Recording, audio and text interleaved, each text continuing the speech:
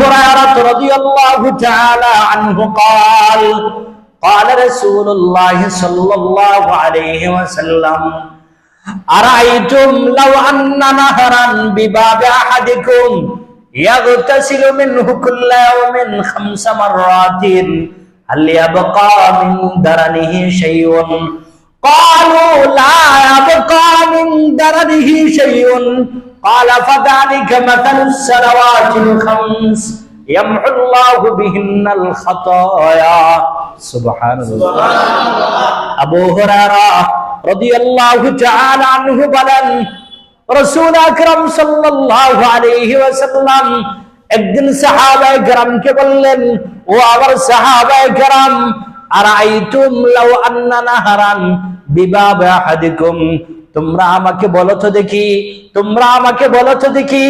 কারো ঘরের সম্মুখে, কারো বাড়ির সম্মুখে যদি একটা পুষ্কুনি থাকে, একটা নহর থাকে, একটা নদী থাকে, আর ওই বাড়ির মানুষ, ওই বাড়িওয়ালা ইয়াগতাসিলু মিনহু কুল্লা ইয়াউমিন 5 মাররাতিন, ওই নদীর মধ্যে, ওই পুষ্কুনির মধ্যে ডেইলি 5 বার গোসল করে।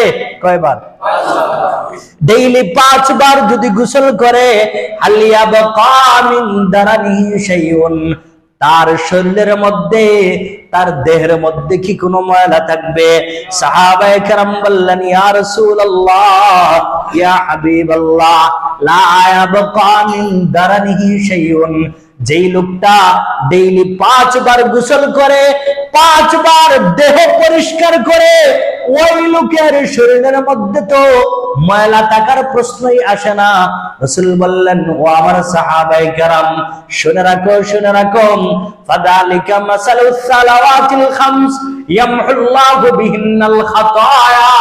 ঠিক তেমনি ভাবে আবার যেই সমস্ত উম্মতেরা ফজর থেকে নিয়ে এশা পর্যন্ত 5 ওয়াক্ত নামাজ আদায় করবে, 5 ওয়াক্ত নামাজ ঠিক রাখবে, আল্লাহ তার জীবনের সমস্ত গুনাহ মাফ করে দিবে।